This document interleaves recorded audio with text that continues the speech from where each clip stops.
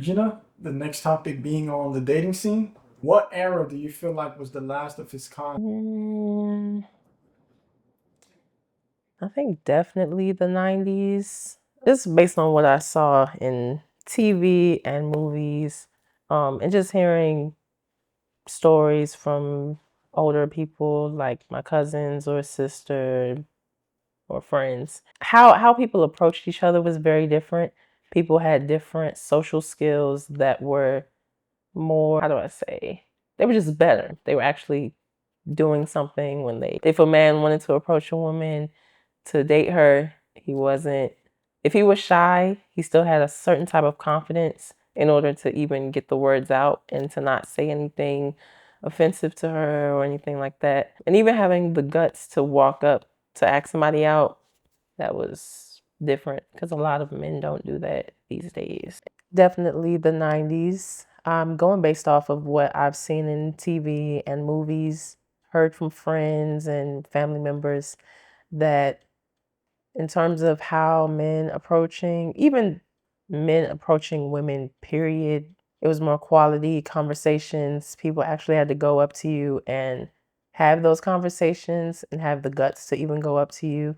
Yeah, I don't see a lot of that today. A lot of it is sliding in the DMs, or when I was coming up, it was a lot of somebody sending their wingman for them to hit or holler at you. In terms of approaching to get a date and to be romantic, that was different back then. Do you recall what you were doing on 9/11? I do not. I was probably eating applesauce with a bib around my neck because I was like 1 years old. What event? Where were you? I wasn't even in the US, so I didn't even Mm. know about 9/11 until I was like fourth grade. Oh, wow. Because I had to come here and learn the language, they put me ESOL. Mm. It's just like, oh, then I'm realizing, like, oh, like, so I think I was either fourth or fifth grade. So yeah, I learned it like years later because I had to learn English first before learning that like America had one of its most traumatic. Yeah. What event or other events occurred that you feel like stopped time similar to 9/11? Definitely COVID-19, that becoming a pandemic literally stopped the whole world for X amount of, doesn't even feel like it was a few months. It's probably like at least a year when we could even take off mask or whatever. But yeah, definitely COVID-19, that changed everything. I was in college, so I got sent home and had to live home. Got my refund check though for like room and board and stuff. But yeah, had to go back home and do online learning, social distancing, everything changed. How has dating evolved from when we were younger compared to now? Dating is much more digital now. People have a lot of confidence behind their computers and phone screens.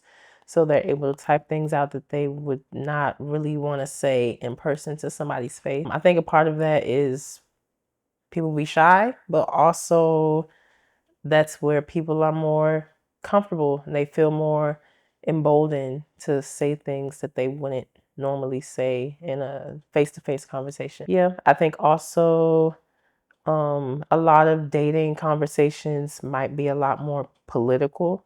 I know for this time, this day and age, I have friends who would not date men who are a part of a certain political party or if they hold certain political views. So that has become something that can be a deal breaker for a lot of people, whereas back then, maybe not so much. How was dating pre-COVID versus to post-COVID? Dating pre-COVID, I don't know if it's that diff. I think in terms of quality, it's probably the same. But in terms of intensity, it's more intense now. Like I was saying before, dating is more digital. Like in the 2000s, it was digital back then before COVID, but now it's even more. Like it's just increased in the same type of way. What is a soft girl era? What is a soft girl era? So from what I've seen, being a soft girl means almost like having princessy type treatment. There are common themes of being restful and taking things easy, taking your time, taking things slowly, being more cognizant of what you are doing, what you're saying, how you spend your time and your energy. That also shows up in makeup trends and fashion trends. So if someone does a soft girl look or soft girl outfit type of thing, then the glam of their makeup is softer. It's less in your face. It's not as bold. Same thing with how you dress. It's more subtle. So it's just like an effortless, but also it's like a little bit of effort to what you do. How can a woman acquire her soft girl era after going through something traumatic? I think for soft girl, if someone wants to be in their soft girl era, it's more so a mental thing and something that you have to desire for yourself beyond your outside appearance and how you show up in the world. Yes, you can change the way that you look, how you speak to people, how you interact with people, who you interact with, but also pursuing things like healing and loving relationships, caring for yourself, not just in front of other people, but in private. To you, what is a narcissist? Oh my gosh. That feels like a loaded question. 'Cause Literally. there's many definitions of it. So to you, like Literally training to be a without defining like the therapist. official definition of it. So I am a origin type of person. I love looking at history and the roots of things. So whenever I think of narcissism, I think of the Greek, I think it was Greek or Roman mythology story of Narcissus, who was a character who he would look into this his reflection in the water and just be in love with himself or something like that. I'm butchering the story, but Story. yeah, That just rang a bell. yeah, that's where that comes from. That's what I think of. So how I would define narcissism is, you know how if someone would be like, "Oh my gosh, you're so selfish," or you just think the world revolves around you, they actually believe that, and that is truly what they embrace at their core, that everything is about them, and it's very hard for them to shake it because it can be either a trait or something that they've been, brought up in.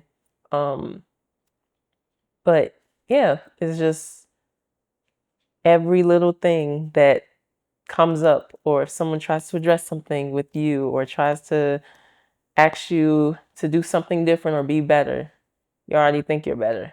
There is no issue. In fact, they get so good at things like manipulation and just overall turning things back on you that they'll make you think that you're the problem and not them. Could they even be like the glue of all their friendships? Like they'll be like, "Hey, you guys don't even hang out if I'm not here." Yeah. Because they see like their presence, like They can be, yeah. for sure. There are times when a relationship falls, either a woman or a man may make the claim that their ex was a narcissist.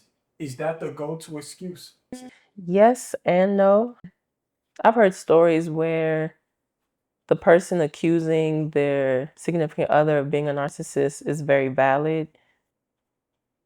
I think there are, however, I do think when it comes to certain terms that are clinical and they have clinical weight, people misuse it. So there can be a social understanding of what narcissism is versus a mental disorder, clinical, like you need to go to a therapist to get this taken out of you. Definitely. And that's what a lot of therapeutic terms nowadays, even stuff like trauma bonding, that's not what people think it is, but they misuse it. So I think for people who are in relationships and they say, "Oh yeah, he was a narcissist, she was a narcissist.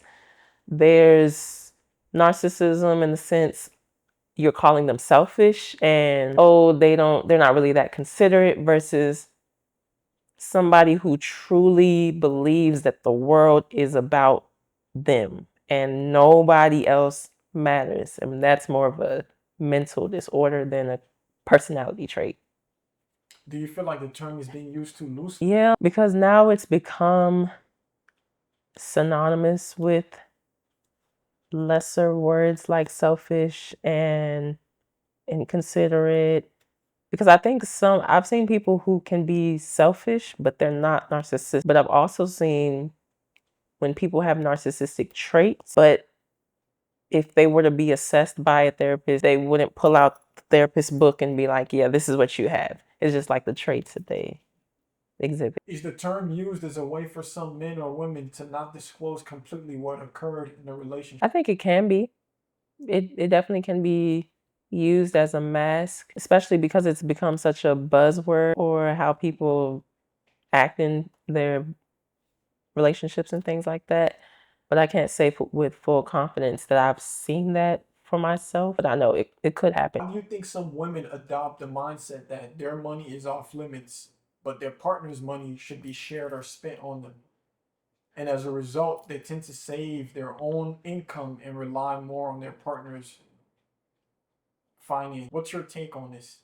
And what is the future of a dynamic like this? So first, women have had, this is historically proven that women were very dependent on their husbands and the men in their lives for economic means, right? So men were the ones who were providing for the household. They went out, they made the money and they brought it home. And a lot of times that was what kept a lot of women alive, was getting married so that they can be financially taken care of. So I think that's one. Two, now that women have more freedom to get money for themselves, they want to keep that money. They don't want, I don't think a lot of people want the roles to be reversed where the women are the breadwinners or the sole breadwinners. They still want to be taken care of in that sense, but still also want the freedom to go and get it if they want it. Three, I was actually talking with a friend about this the other day, but I think a lot of women, people in relationships in general, can have distrust with their partners. So they feel like they need to save up that money just in case as a backup plan. If anything does happen, they can leave and they're not just strapped to their partner for cash. And if they need to escape, then they're free to do so. Do you know who Jalen Green is? No. He's a 23-year-old NBA player for the Houston Rockets. Okay. And he's dating Drea Michelle, who Mhm. is 40 years old. So there's a 17-year difference between the two. Okay. Drea Michelle has a son who is 22 years old. So her son is a year under Jalen Green. Okay. Is this type of dating normal? Normal in the sense like common or normal in the sense like okay? Is it okay? I can't really speak on that just because I don't know any of these people personally. And I don't know if they know God for themselves, believe in God for themselves. But typically, what I've seen with people who are drastically older than their partners, I'm not saying this is for all cases, but I think for a lot of people, it's very lust filled or it has to do with money, power, prestige, things that are just very materialistic. So, Do you yeah. feel like she feels like since she's older and since he's younger and has wealth that she can manipulate him and I guess put a facade that she's in love with him? Well, does she not get money for herself? I don't know much about her. I don't know much on. And I can't answer that. I don't I don't know. I mean, I don't know her personally, Could but that play a factor? I mean, Because she could go after other athletes, but it's just like, why go after this athlete that's 17 years younger than you? So, is there some form of manipulation that goes into why she specifically targeted him? I don't know. But I will say that out of all of those names that you just said, I personally only know Drea Michelle's. So I think she has clout on her own, thus she can get some type of money on her own, whether her roots are in that or not. I don't know. I don't keep up with celebrities for real. Do you think she would be with him if he wasn't an NBA player? I don't know. I think if she likes him, sure. Maybe her friends and family would probably better answer that than I could. Is this type of relationship damaging for the development of Drea's son? Development in what way? Isn't he grown? He's 23. He's 22. over 22. He's over 18. He's grown. Oh, okay. He'll be okay. So you feel like his mother having this type of relationship will impact his character development, because when you could be over 18 but your brain's not fully developed until you're 25. I think yes and no, just because there's that with, the brain not being developed until you're 25, but also there's this thing called age of accountability. At the end of the day, he is an adult and he would have to be the one to take the lead now on whether or not he wants to develop his character in a certain way. He cannot solely depend on his parents, family, friends. Of course, those people influence that, but yeah, he's grown now. When dating, at what point does the age difference become an issue? Or does it never become an issue? That depends on who you ask. I know people who are 20 years apart, but they're older, like they're 50s, 60s, and their spouses are 70 and 80. I know people who are my age and they would never date anyone younger than them. So it really depends on who you ask. If you had to give a general response based on your point of view on what happens out there With dating ranges, age ranges, based on what you've seen, I see. what's not okay? What's considered someone taking advantage? I think huge age gaps typically, not for every case, but typically they can raise red flags for, oh, is this person taking advantage of another person? But also that happens with people who are the same age. Both people in the relationship can be 29 years old and one is manipulating the other. Or somebody can be the younger one manipulating the older one. It's really about personality, upbringing, background, and your self-esteem. Self-esteem is a huge thing that we don't work on, and it shows a lot in society. What is the human psychology behind why women prefer their men to be much taller than them? From my limited knowledge of psychology, I've just heard this in passing, but think back to earlier times, some would call caveman times, things like that. But in general, women want to be protected and feel like they are safe around their partners. So if you are bigger than her, that is usually what's sought after, because it's like, oh, well, he can cover me if I need protection or things like that. So that's where I think that comes from. What is the psychology behind why men prefer their women to be shorter? I think how we're socialized is definitely a huge key role in there. So for the women, I think for a lot of women, we're socialized to want that type of protection, to want a partner who is bigger, taller, who can look after you. And so in reverse, the men are socialized to be the protectors. They're told that you have to be the one to look out for your family. You're the breadwinner and you're the physical protector of your spouse, your home, and your family. So that's where that psychologically comes from. And I think also a hot topic all the time is men's ego. When men are over their women physically, it's like, okay, also mentally, socially, emotionally, I'm over you too. So it's like a type of superiority complex, if that makes sense. Why is it that when an older man dates a younger woman, he can be perceived or stereotyped to be a predator, but when an older woman dates a younger man, he is viewed as mature. My generation and people who are just on social media in general, they think of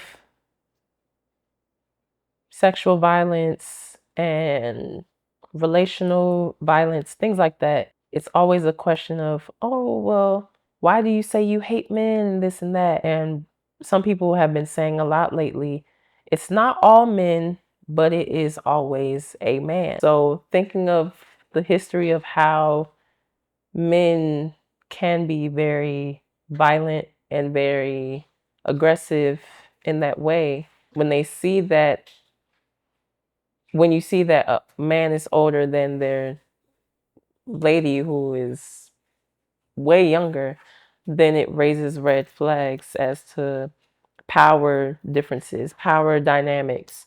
Who is going to be the one who is in control of the finances, especially if he's the one that's been socialized to be the breadwinner, the one who controls the finances and all of that.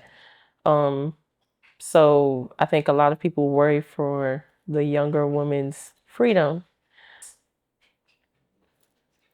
Men are also, a lot of men are also socialized to have sexual relationships from early on. So when they get with older women, they're high five for it. They're commended for it because it's like, oh, well, this is what you're made for, right? So you're doing what you're supposed to do.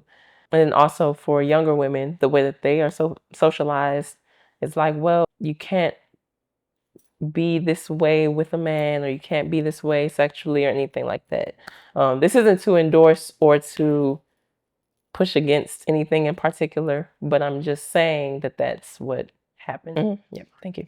Can I drink? I was like, I don't know if it's gonna.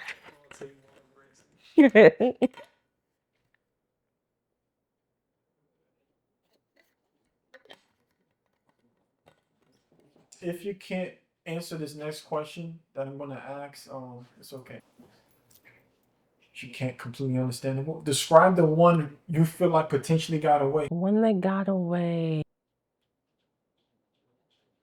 I feel like I'm the one that got away. Just kidding. Yeah, I don't really date much, so I can't say. Okay. None of them got away. In fact, I got away. I left. I had to run. You It's feel not like deal you with got it. away from any red Yes. flags? How often is it for a relationship to end, but for both parties to have love for each other still? I think that's contingent on whether or not you were friends before and during the relationship, and if you're willing to be friends after. I know for a lot of people, I've seen on social media or I've seen in my personal life back home in DC or down here, if people have broken up and were once married or once boyfriend and girlfriend, just dating, engaged, whatever, if they still remain friends after, still were cool afterwards, it's because they had that friendship foundation and they actually liked each other before the relationship and during the relationship. So now when they're not together, they're able to still show love for one another even though they're not romantically involved. If physical features are removed, what makes a man attracted to a woman? That depends on the character of the man and what he sees as attractive. But I think in terms of how men are socialized, attributes like being a good cook or being nurturing, if the man wants a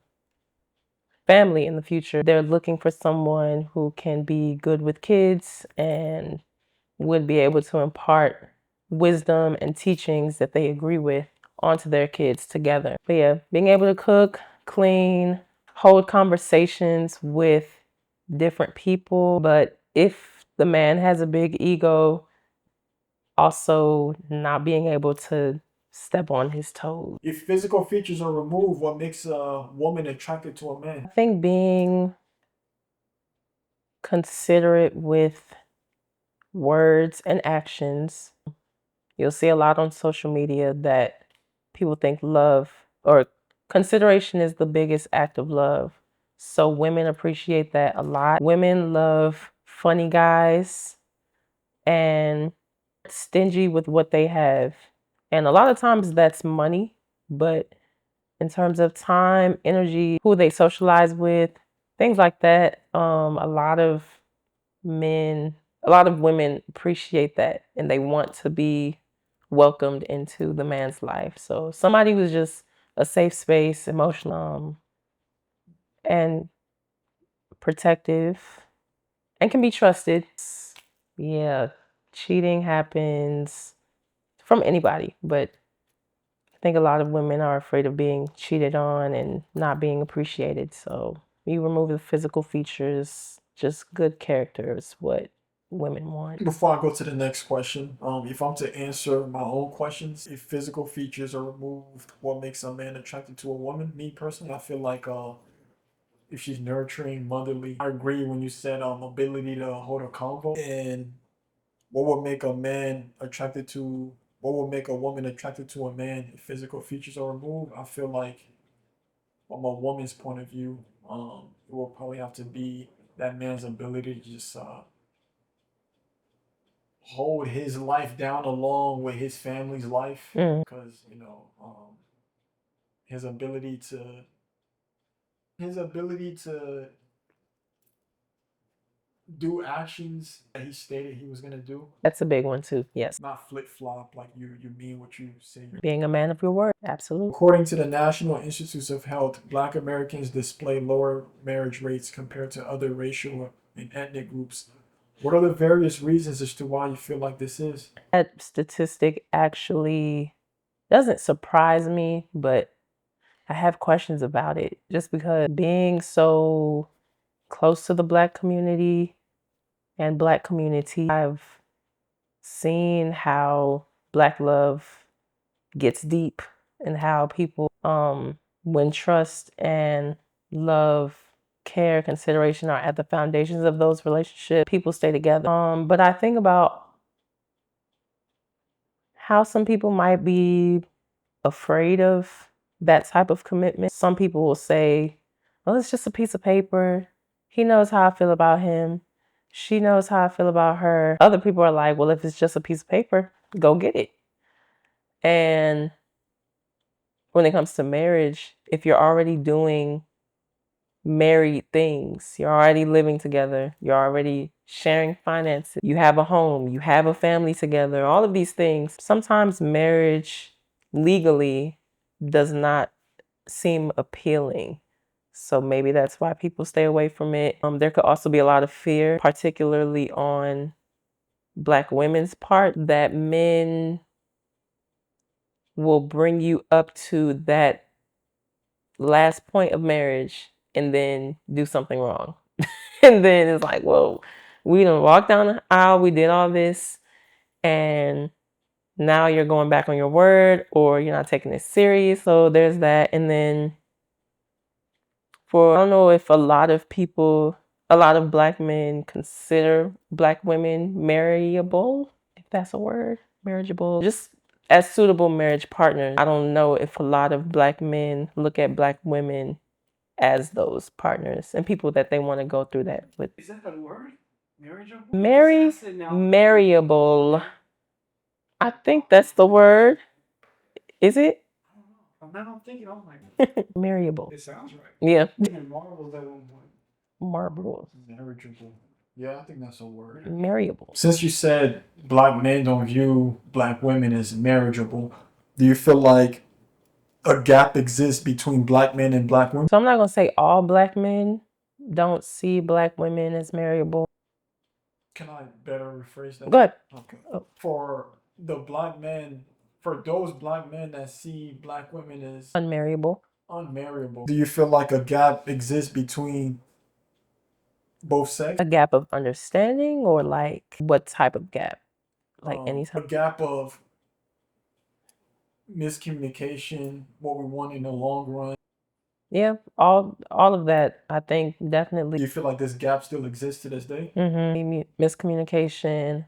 Not only not understanding what the other party wants, but sometimes the people themselves don't know what they want. So like for some Black men, they'll say, oh, she doesn't know what I want. but do you know what you want, sir? Like, it's just not about the other person all the time. Sometimes we're not sure what we desire to. And better phrase that. What are some ways to bridge that gap? Patience and truly trying to meet people where they at. Something that I've been practicing a lot lately is, so when it comes to conflict and arguments, I'm the type of person, I can hold emotion and logic at the same time. I don't let emotion drive my arguments or anything like that to the point where I don't sound logical anymore. But that's not the case for every person. So if somebody is coming at you with a mostly emotional argument, I think trying to fight back with logic will not get you anywhere. You have to meet them in that emotion. You have to ask them, okay, where's this coming from? Trying to understand what the feeling is in order to actually have a conversation, because then you'll get on that same ground and be able to have a conversation. Whereas typically with a lot of miscommunication, that happens because somebody's feeling some type of way, the other person is thinking something, so they're not on the same playing field. So if you just try to meet the person's emotion, I think it's more productive. Several moments, especially as a student, I would have conversations with fellow classmates, and they would be so passionate, let's say, about a social justice issue, and it could be a sentiment that they hold that I don't agree with, but obviously they are getting more and more amped up about it. So for me to just hit them with facts, it's not going to do anything. So trying to have a conversation with that is like, you're wasting your time. This person is literally emotionally draining themselves, like they're pouring themselves out. So you have to respond to that to even maybe even go on in a conversation or in a relationship, because they're not gonna hear you. They're just feeling intensely in that moment. Knowing when to draw back the logic, bring it up later, sure, but addressing that feeling of, oh, I see what you mean. I see how you're feeling, and I'm sorry that's happening. Let's try to talk that out and process. Do you think some dark skinned women feel like they're less desirable? Yeah, because they're taught that there's this theory, and I'd subscribe to it a lot, or I've been thinking about it a lot, but that a lot of times what we associate skin color with is rooted in how close you are to God, how loved you are by God, and if you are or not human. So, yeah, I think that has just evolved to today. Same mindset, different method, that Black dark skinned women are not seen as desirable by other people, and they can internalize that for themselves. Do dark skinned women have to do more in society compared to other women to get recognition? Recognition in its basic sense, no, because I don't think anybody can pretend. If you are a seeing person, you can't pretend to not see a dark skinned person. That's just not physically possible. But in terms of being seen like socially and respected, yeah, I think um certain personalities are more accepted, certain ways of being in the world and presenting themselves. So putting on certain makeup, hairstyles, fashion, clothing, those can all be things that people do to get certain attention, or attention, period. So, yeah. Why is it that black athletes, when they get the bag, target women that would never give them attention if they never had that bag? Target, like attack them, No, target, like pursue them. Say that one more time. They pursue people that they usually wouldn't. Yeah, like, oh, you want me to restate? Because money makes the world go round, and people truly believe that, and they live by that, especially men. I know some men who they wouldn't even think of a certain woman unless they themselves are getting money, and they feel like that's something that they can present to the relationship, and that will keep someone. Now, for certain people, that might keep them if that's a shared value that they have. So for those who are quote unquote gold diggers, yeah, sure. But for other people, maybe not. Money is not that important to them. But yeah, they think that money equals power. It gives you more confidence. It just overall gives you a boost in pursuing what you normally or who you normally wouldn't. Can you describe your best date? Best date? I have not dated much in my life. So I guess by Is that question like memory wise, or like was it like describe like a perfect day? I guess it was memory wise, but and you mean romantic date? 'Cause I have friendship dates, but okay. I don't think that's what you're trying to ask. Since you never had that ideal date, um can you describe a date that would be ideal for you? First date, I would say something where we can both be talk heavy and like fun heavy. So like something kind of like Dave and Buster's where I can see that we can have dinner or we can have lunch, we can have a meal, whatever, have a conversation. And then go and play games and I can test you in your ability to take competition. Like let's say I beat you at a game. How are you going to respond? Are you going to get upset or are you going to clap for me? What's going to happen? Also in being generous when playing the games, like who's going first, who's going second, when you trash talk, is the trash talk all in fun or are you actually being insulting? Like things like that would just test character and chemistry at the same time. Do you have a celebrity crush? I have several. Do you mind stating them? Well, state your top 3, top 5. I feel like I'm gonna sound so cliche. Tony Stark. Michael B. Jordan. He's one. He's not number one, but he's one of them. Damson and Durs? He's not on that list, but yeah, he's. Who's that? Is that The guy from Snowfall? Oh, the one that tweaks at the end. the guy from Divergent 4? Love him. What's his name? Theo James? He's only on the fourth one. No. His name is 4 in the movie. His name is 4 in the Divergent series. That's yeah. Love him. Let's see. I gotta think. Nah, you said several. I do have several. It's just so many. I have to go through the line. Oh, Kofi Cerebo. Oh my gosh, I used to love Chadwick Boseman. Hope he's resting in peace. Had a huge crush on him.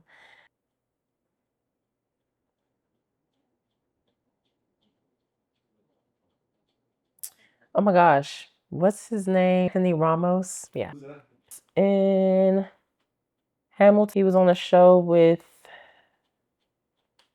what's Spike Lee's spinoff? She's Gotta Have It. He was in that.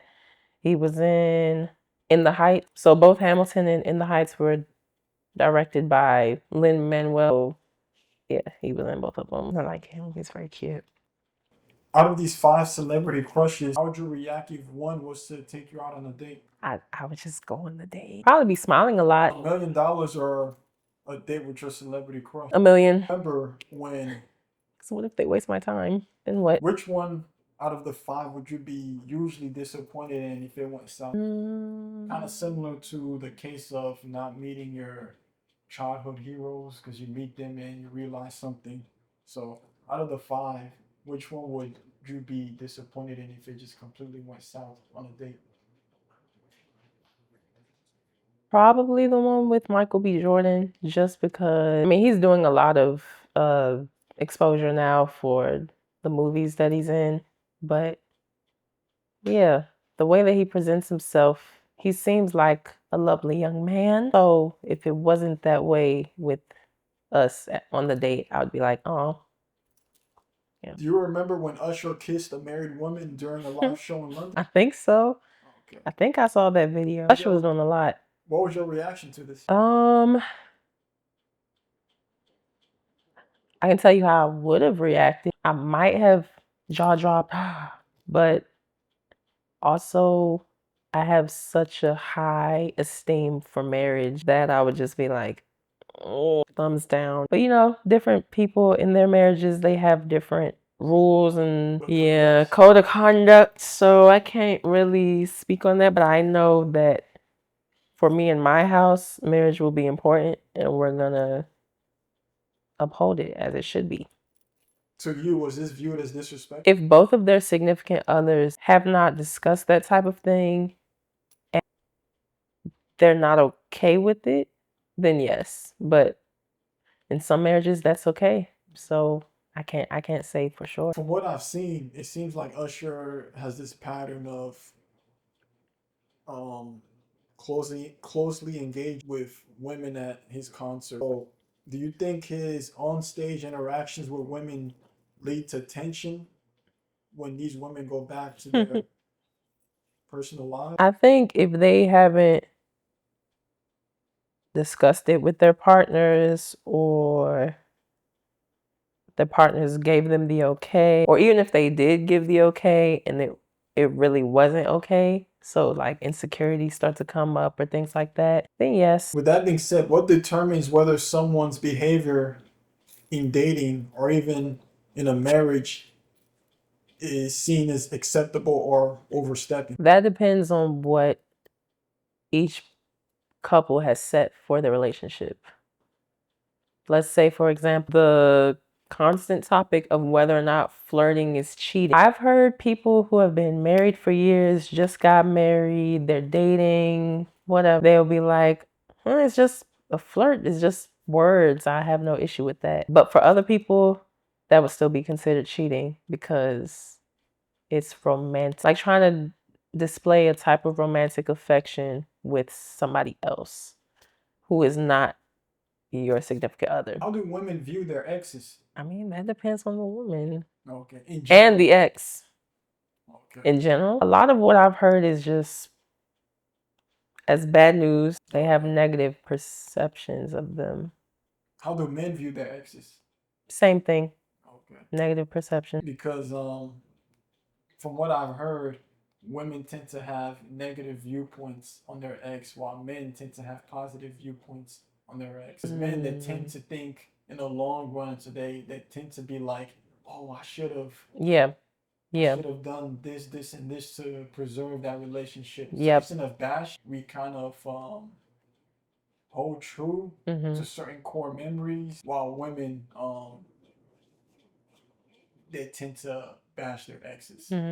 So do you feel like there's a psychology behind why that is?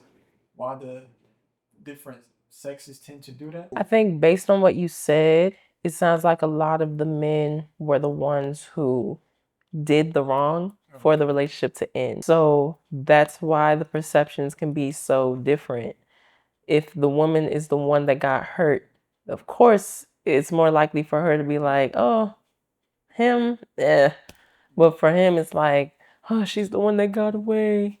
It just makes sense. Because this was based on a study. It's just like on the general spec, men don't tend. I mean, some do, but on the general spectrum, if you were to put like 1,000 in a room, they'll be like, oh yeah, like my ex, they'll have positive point of view. Definitely the one that got away, especially if they're with someone now that they don't really like and they compare to their exes. I've seen that a lot with people who are older than millennials. Part of that can be like a theological belief. God will give you who you need, not who you want, which I have questions about. For a lot of people who just got married just because that's what they needed, it might have been a very specific value or a very specific thing that they needed that they felt like they had to hold on to. So let's say the woman doesn't really like the man, but back then it was essential that you married a man who had a job and money so that you can be taken care of, so that you're not socially isolated or anything like that. Although I don't like him, he got money And that's what I need to survive and thrive. So I'm gonna stay with him. How long is considered too long for a man to put a ring on a woman? I think that depends on personality and circumstances, life circumstances. To you? I think from what I've heard from a lot of men, I'll say that when you meet, like that's gonna be your wife, or that if that's somebody that you really want to be serious with, like from the jump. So if it's a lot of games being played or so many questions and hesitation around, oh, should I marry her or should I not? I think it could be fear. It could be settling for less, thinking that you have to be with this person because she's a good girl, or people say, oh, y'all would be good together. Or like we were just saying earlier, feeling like, oh, I have to marry this person because they're good for me and I need them versus wanting them. And a lot of men and people in general don't know how to discern between all of those things for themselves.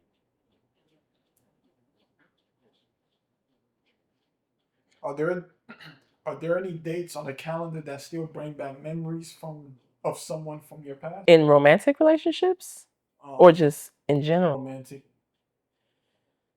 No, You don't have like all this do made me cry this day. no.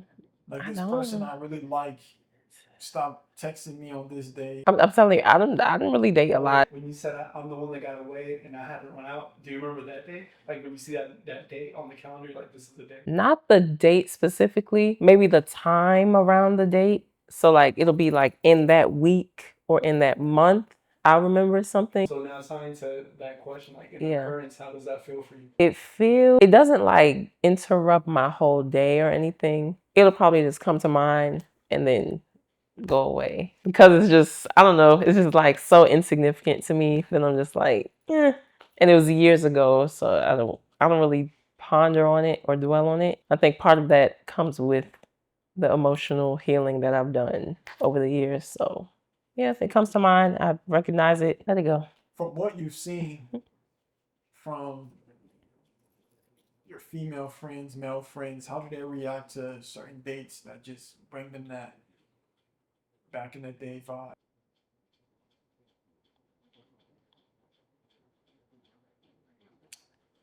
Mm, Have you ever seen any friends tweet? yeah, it's funny because sometimes I'll have some friends who recognize it and they'll be like, oh, this happened that day. And either they can be sad about it or happy about it, depending on the nature of what happened. But there are other friends who something might have happened that day, maybe a year or two ago, and their body, their attitude, their behavior changes for the day and they don't even realize why. But then you, as the person who remembered that for them, can be like, I wonder if they're acting like that because but they don't realize. Yeah. How do you feel towards dating apps? Do they really work or do they promote one night stands and hookups? I will never, let me not say never. I despise dating apps for myself.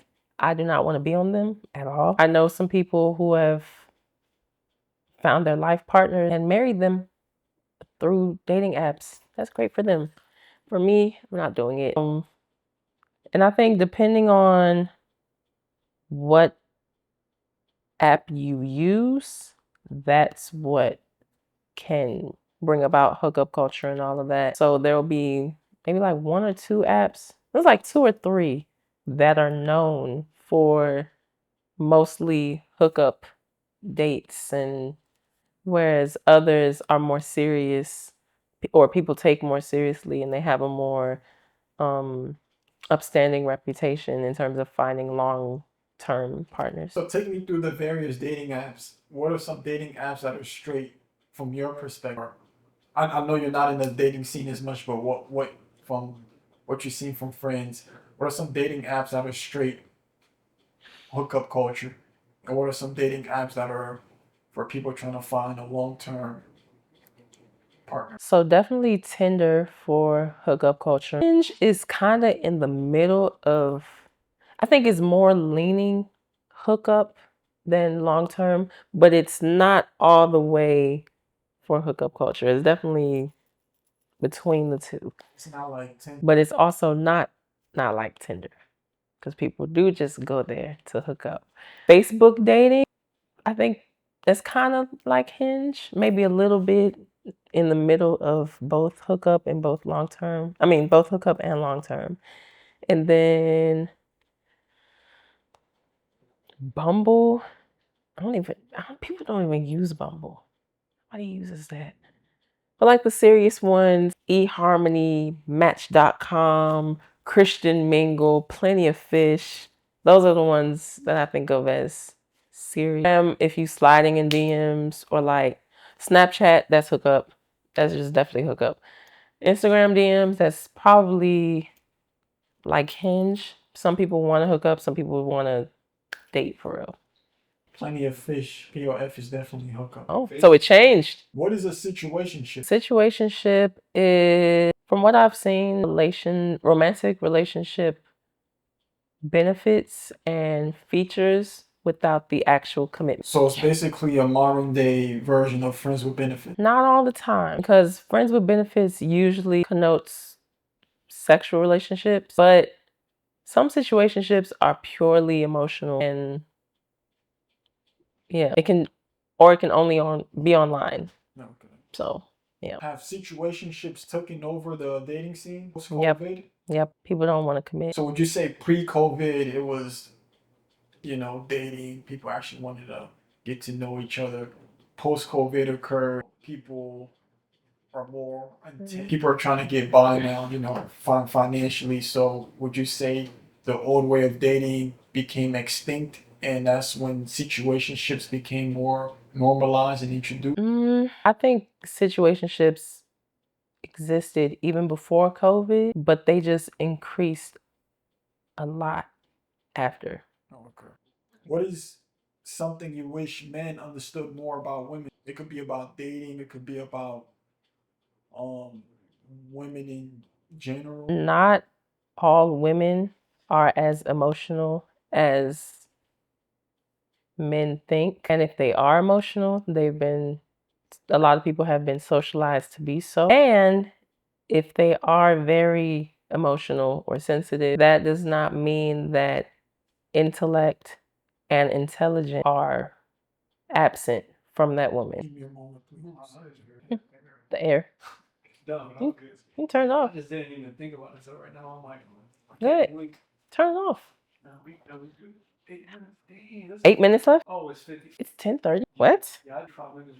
I'm almost Wow. done. I'm almost done. I didn't think it was that late. What's Just like, something you realize about men that you wish more women should know? Wait, yeah, never mind. Well, you know, well, yeah, that's just the reverse of the question you just asked me, right? So sorry. What is emotional intelligence? At the core, emotional intelligence is being intelligent about your emotions, being aware of how what you feel and what you present that you feel affects you and affects other people, and being able to empathize with other people, to understand their emotions, and to move accordingly in the relationship.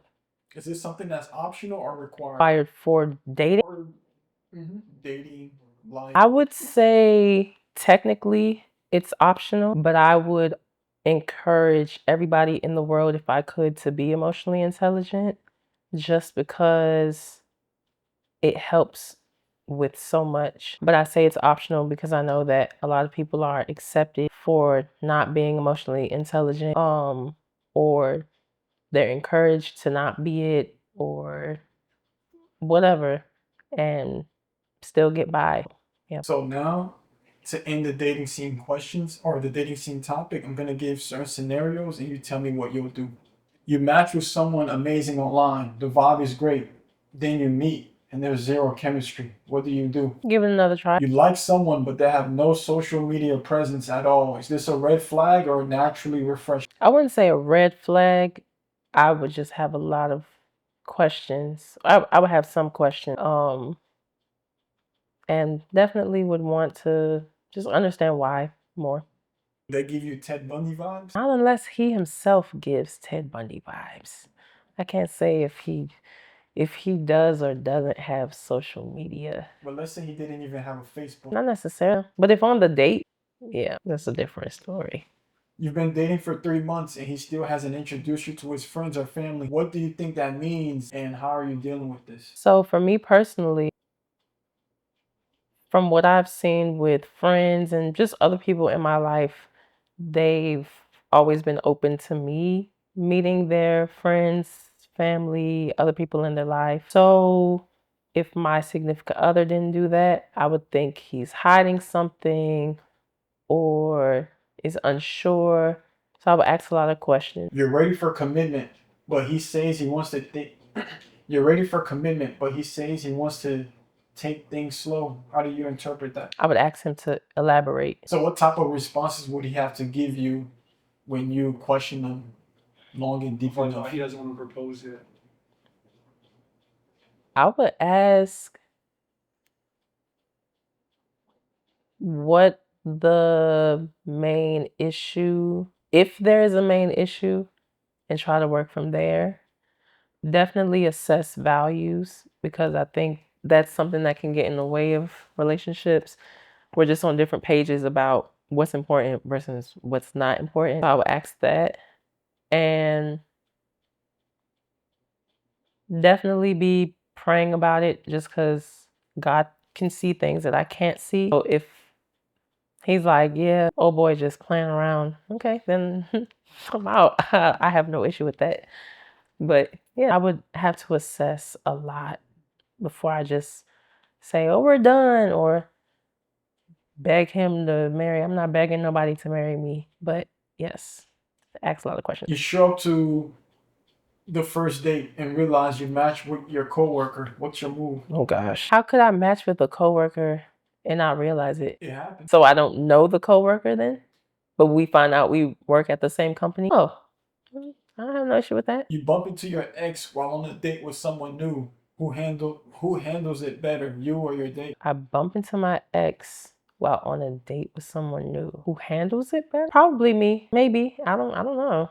Maybe me. You've been texting a guy for 2 weeks. You've been texting a guy for a while. He hasn't asked to meet up in person. What are you doing? Stop texting him. That's happened before. So that's what I did then and that's what I would do now. You've been dating someone for a couple months, but they're still active on dating apps. How do you handle it? That depends if we've established that we're exclusive or not.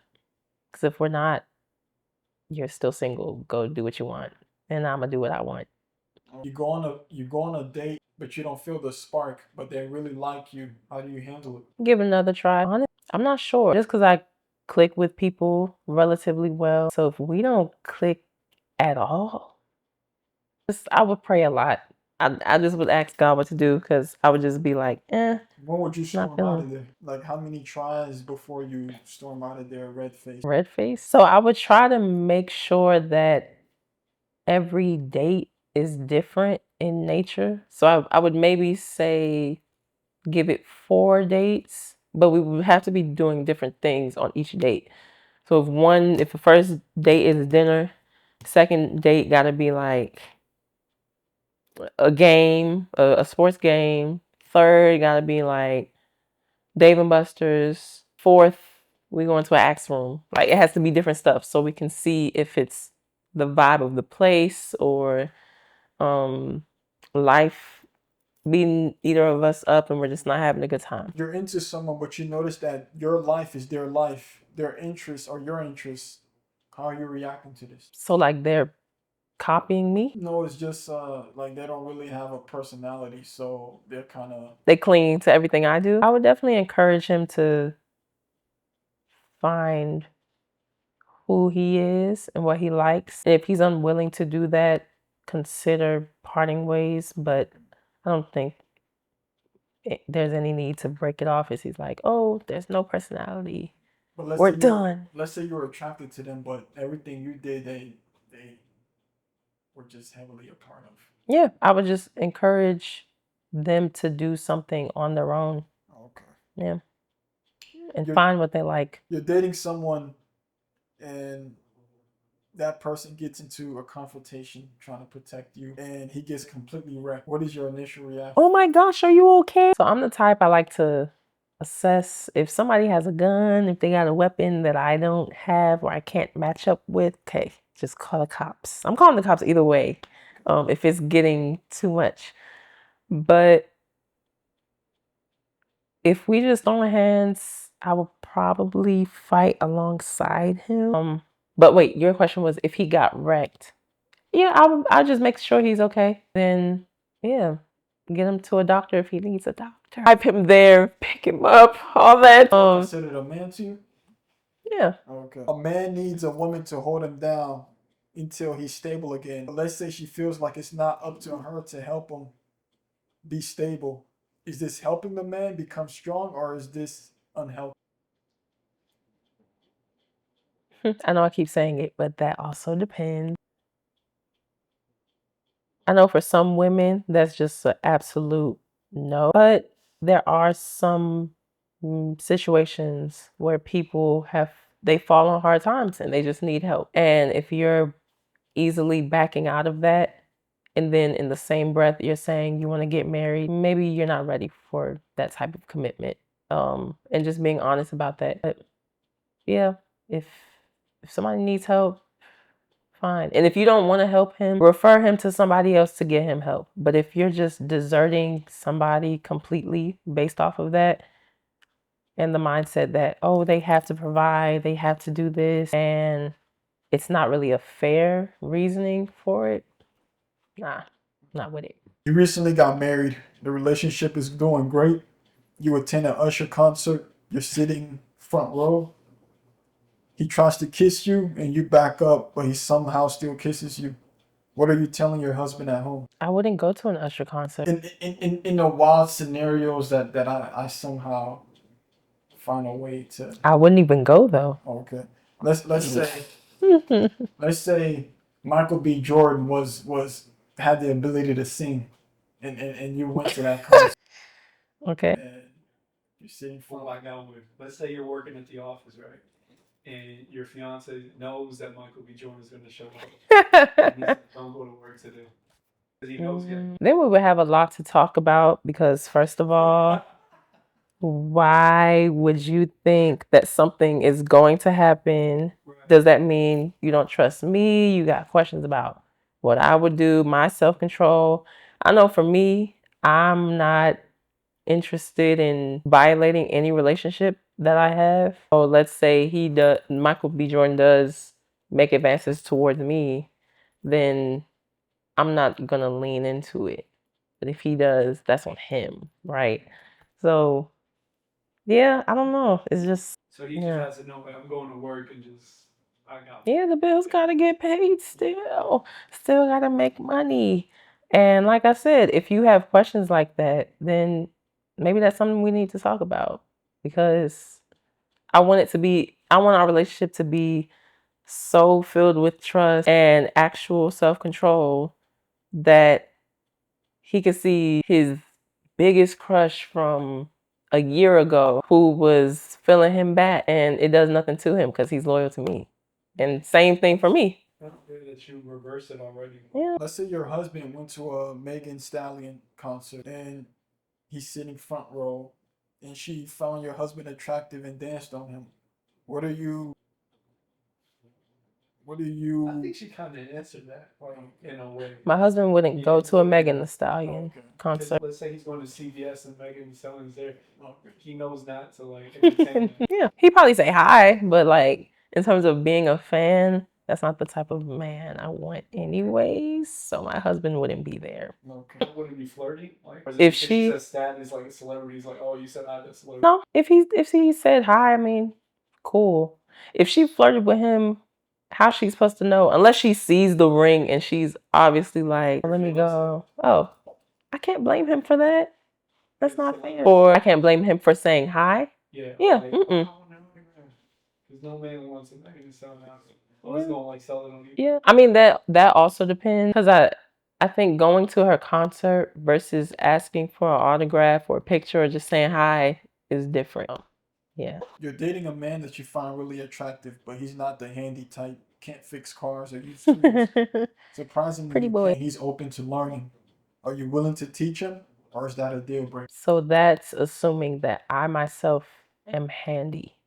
Mhm. Yeah, I'd be willing to teach him. if he's willing to learn. I feel like everybody should just have skills for themselves, period. Not necessarily, oh, this is the man's job, even though sometimes it's nice for it to be the man's job. But yeah, I feel like even for me, I'm gonna have those skills. So yeah, I'll teach you. Regina, thank you for this talk. You're welcome. De nada.